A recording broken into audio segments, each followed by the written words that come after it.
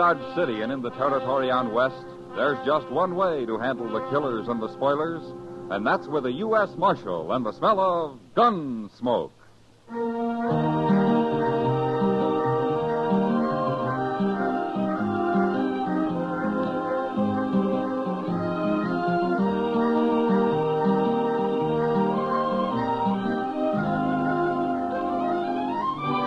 Gunsmoke, starring William Conrad.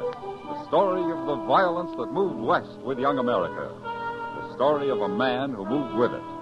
Matt Dillon, United States Marshal.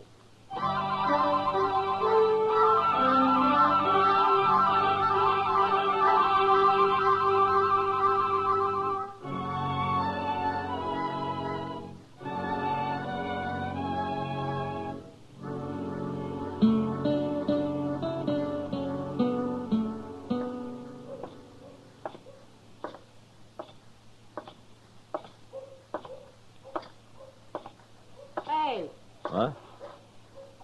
Hello, Kitty. I didn't see you. You'll get shot someday walking around in days like that. You'll get sunstroke sitting out here in the heat and the dust. I don't see people in the daylight very often. Wanted to find out if they're any different. Sit down. Well, are they?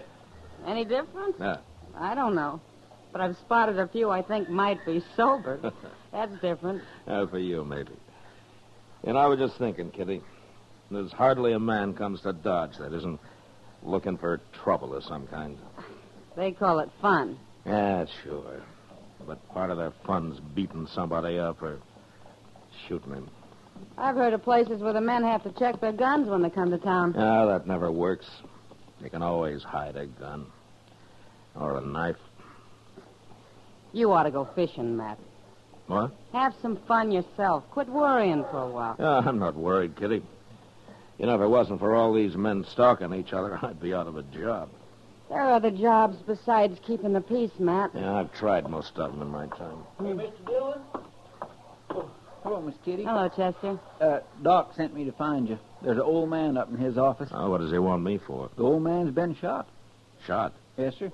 Claims somebody tried to kill him. You mean he was ambushed? I guess he was. Anyway, it hit him in the neck. All right, Chester. I'll go back with you. He's got a friend with him, but they're both strangers around here. Now, you see what I mean, Kitty? Young or old, they're all looking for trouble. Maybe it'd help if we burned this place down. I'll sit here and think. See you about it later, Matt.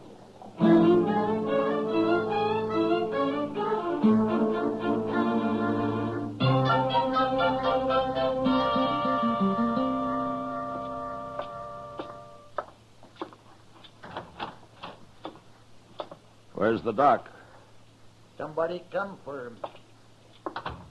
Oh, what do you mean? Somebody come for him. That's what. Said somebody else was sick. You're the man that was shot, huh? We don't need you, Marshal. We'll handle this. What's your name, mister? Peavy. John Peavy. My partner's name's Rives. Milligan Rives, Marshal. You ain't never heard of us. Where you from? Up north. Sodbusters don't usually wear 6 guns. What are you doing in Dodge? We quit the land, Marshal. We're going to enjoy ourselves for change. We ain't never going back. Oh? You're a little old to be making a move like that, aren't you? I ain't hardly 60. Neither is Rives. Mm-hmm. Well, it didn't take you long to get into trouble, did it? We ain't in trouble. Maybe you're not Rives, but Peavy here's just been shot. I told you we'd handle this, Marshal. Ain't nobody gonna sneak up on John Peavy and shoot him. I don't care if she is a woman. A woman? What woman? Oh, you always did talk too much, Peavy. You might as well tell him now. I ain't going to tell him. I'll fix her myself. You'll tell me or I'll throw you in jail till you do. I'm not going to have any women killed around here. Now, do you understand that? Hey, go on, tell him. You already started. Well, all right. She come up the alley, Marshal, next to our sleeping room, and she shot right through the window. Rive seen her running around the corner after. I'm going to fix her good. She's been threatening him, Marshal. I hear to do it. Who is this woman? What's her name? She's one of them gals that works at the Texas Trail, Marshal. Name of Kitty.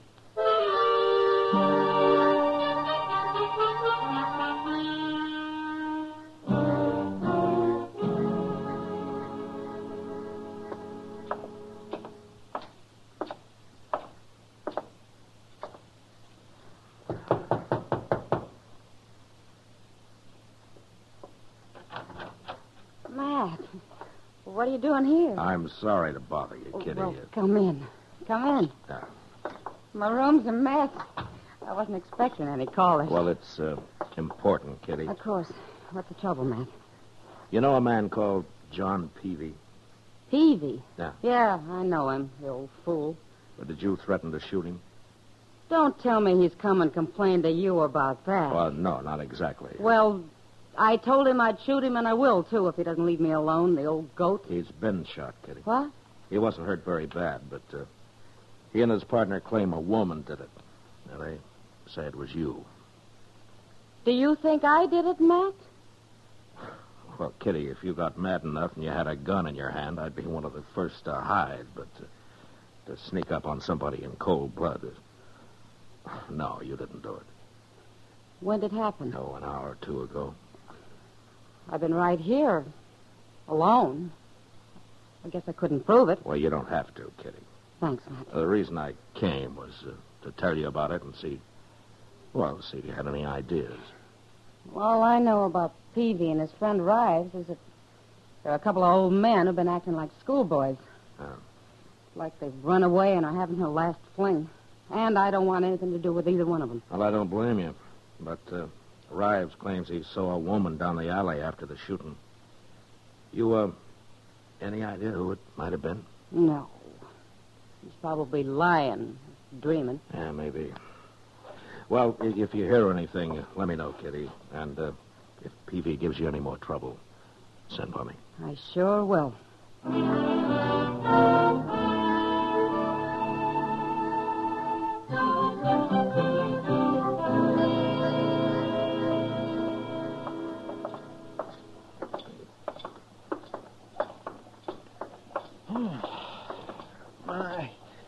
I ain't been up this early in the morning since I can remember, Mr. Dillon. Oh?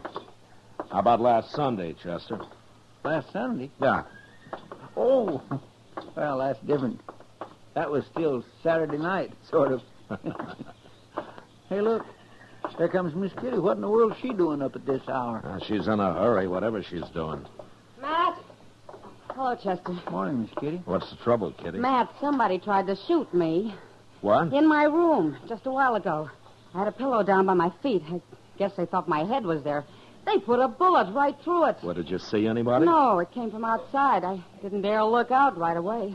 It's kind of the same as happened to Peavy, Mr. Dillon. Yeah, maybe it was Peavy. He threatened something like this. I'm scared, Matt. Well, you should be. Chester. Yes, sir? You stay with Kitty. Don't let her out of your sight. I'm going after Peavy and Rives.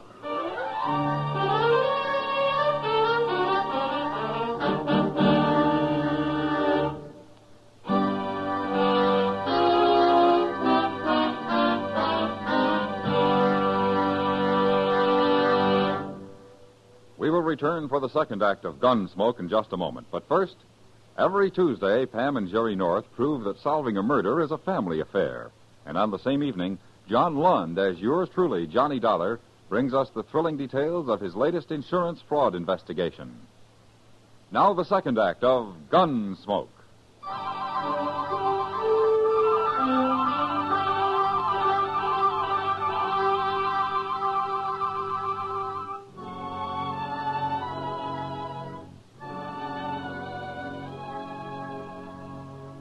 By noon, I'd searched the whole town, and there was no sign of Peavy or his friend Rives. They'd disappeared.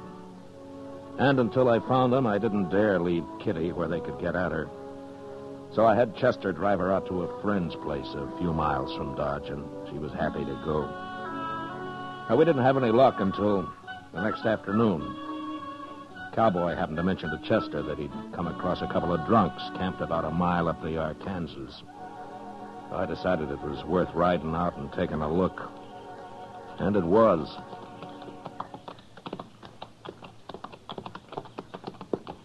It's them, all right. Yeah, and they've seen us. Keep your head up now.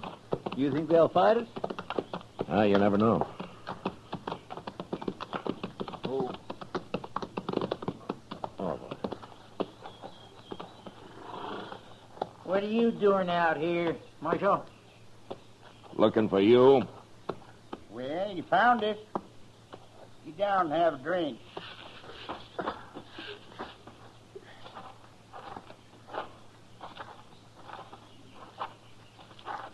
Well, what you got there? Corn liquor. Only about half a jug left, though. What's that other jug? We killed that yesterday. Here, have a swallow. Well, say now, that's right kind of you. Chester. But of course I don't drink before sundown. Leastwise, not very often. What'd you come out here for if you don't want to drink? How long have you men been here? Day before yesterday. Peavy's neck was bothering him, and I figured a couple of days in camp like this might ease it off some. I get to feeling better. I'm going back and teach that gal Kitty a lesson, though. I swear I am, Marshal. Somebody tried that this morning. Eh? What do you mean? She got shot at, Peavy, the same way you did. That don't make no sense. Why, he's just thinking you done it, Peavy. How could I do her? I've been laying here drunk for 2 days. Anyway, I wouldn't shoot no woman, Marshal. I beat 'em up a little, that's all. Knock 'em around. Well, what kind of men you think we are? I don't know. Why did you leave home in the first place? Yeah, home. Man don't live forever, Marshal. He's got to enjoy himself while he can. Rives, you tell him what you told me about them graves. Well, I was in the graveyard once, long time ago, and I noticed something I never forgot. No, sir. Never. Yeah, tell him, Rives. Well, Marshal, I looked around, and I seen that there was as many graves shorter than me as there was graves longer. And that got him to thinking about dying, Marshal. So, one day we decided to enjoy ourselves and quit working so hard. Hey, hand me that jug, Rives. Yeah, help yourself. Hold it a minute, Peavy. Huh? I want to tell you something. What? I'm going to leave you here, but if I see you around Dodge, either one of you, I'll throw you in jail. What for? We ain't done nothing. You have it in mind to beat up Kitty. And if you did that, I might kill you. So stay out of town. Come on, Chester.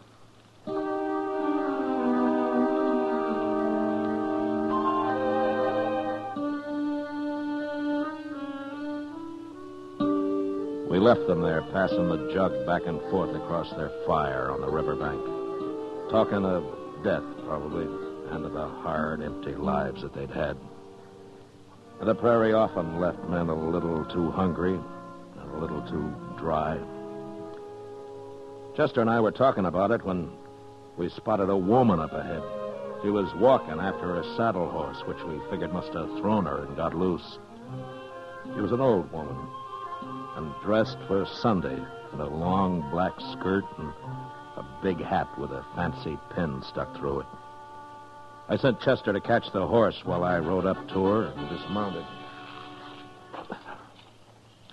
My friend will bring your horse back, ma'am. Are you all right? I'm all right. Well, how'd he get loose?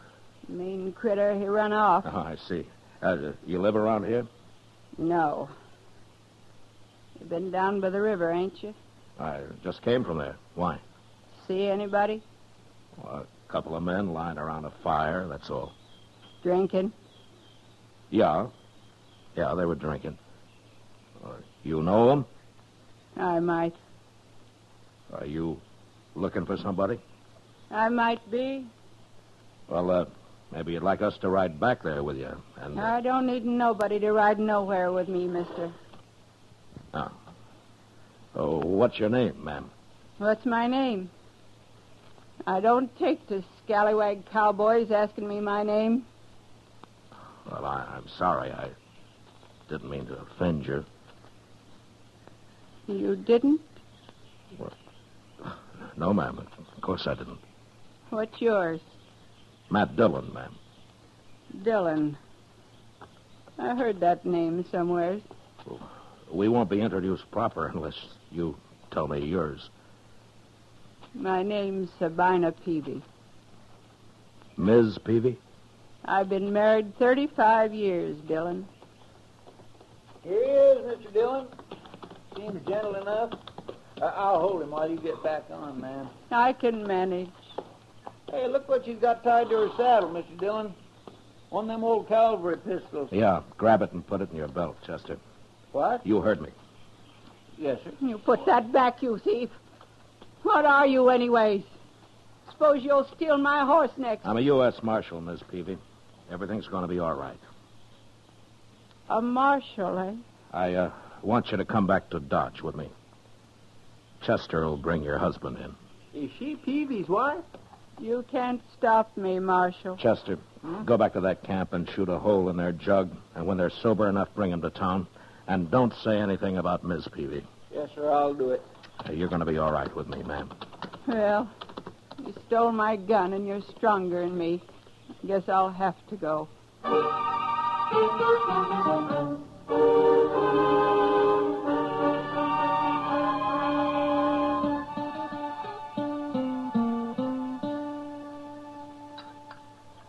Shall I make another pot of coffee for us, ma'am? No. No, thanks, Dillon. They ought to be here pretty soon. It's nearly evening. You'll tell that girl, Kitty, how sorry I am I tried to shoot her, won't you?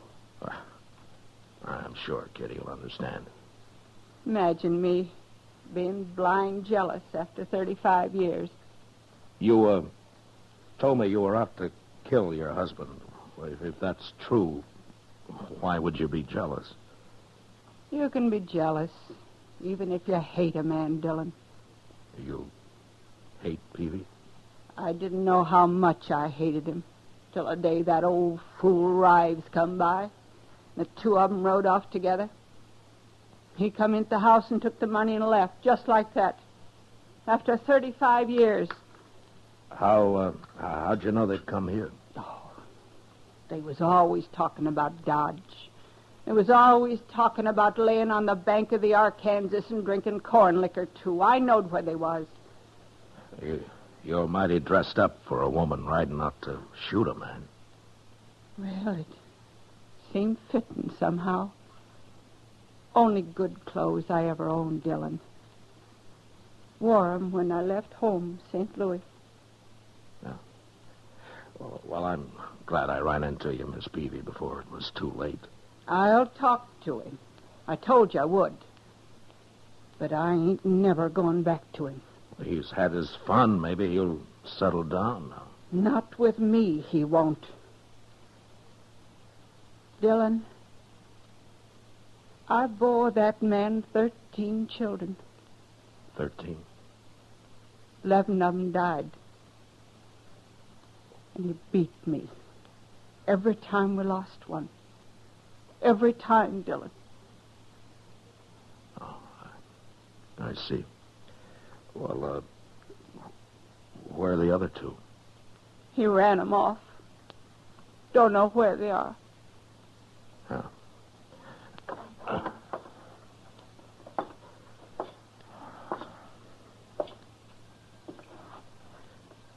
Oh, here comes your husband. Looks like Chester's got him pretty sober. But I don't want to talk to him in here in front of everybody. Well, you could go out back there in one of their cells, if you don't mind. Oh, what difference it make? My hat on straight, Dillon. Yeah. Yes, ma'am. You look fine, ma'am. I'll wait out back.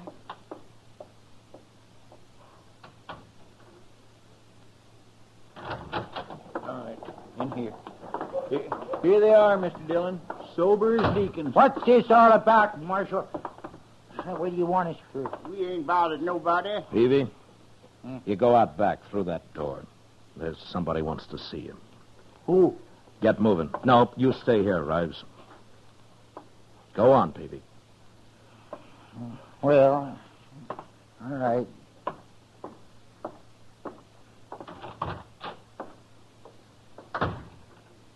Who's out there, Marshal? His wife. What will it do with their guns, Mr. Dillon? Throw them in a drawer, Chester. Okay, sir.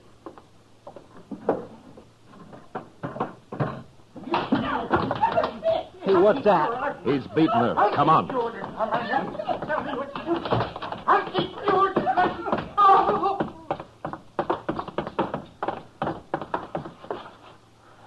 Look at Peavy. She knocked him out. I think I killed him, Dillon. Killed him? He sure looks dead. You stabbed him. I had been. He beat me for the last time. Said he was going to kill me. I put it right in his heart. When you old devil, I'll get you. No, you won't, Rives. Miss Peavy, you come with me. Chester, lock up Rives in another cell. What for? You can't lock me up. Oh, you ain't even armed, Rives. Get moving. How about I tell you, I'm an innocent man. All right, Fred. Come into the office, man. Shut up. Your voice itches my ears. I'll have to listen. He was going to kill me, Dillon. I know he was. Well, I shouldn't have let him be alone with you. You didn't know. What are you going to do with me now? You mentioned St. Louis, Miss Peavy. You have any people there? My sister. She's all that's left. Huh. Well, how'd you like to see her? You ain't holding me? It was self-defense. Then I can go. I'll hold Rives here till you're out of town. Oh, but I can't get to St. Louis. Took all her money when he run off. It's all spent. I know it. Miss Peavy, would you think I'm a scallywag cowboy if I offered to stake you to St. Louis? Thanks, Dillon. Wait till I tell my sister about you.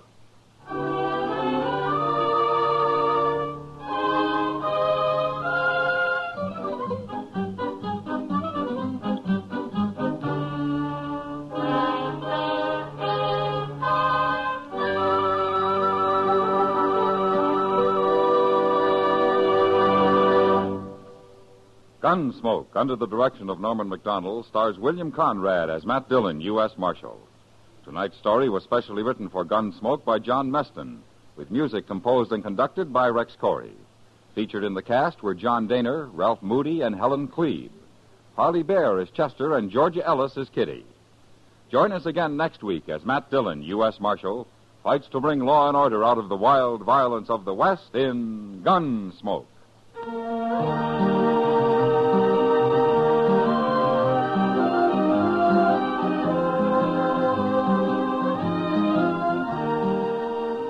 Bill Silver, star of the Broadway and film versions of Top Banana, visits Mike Wallace on Stage Struck tomorrow over most of these same stations.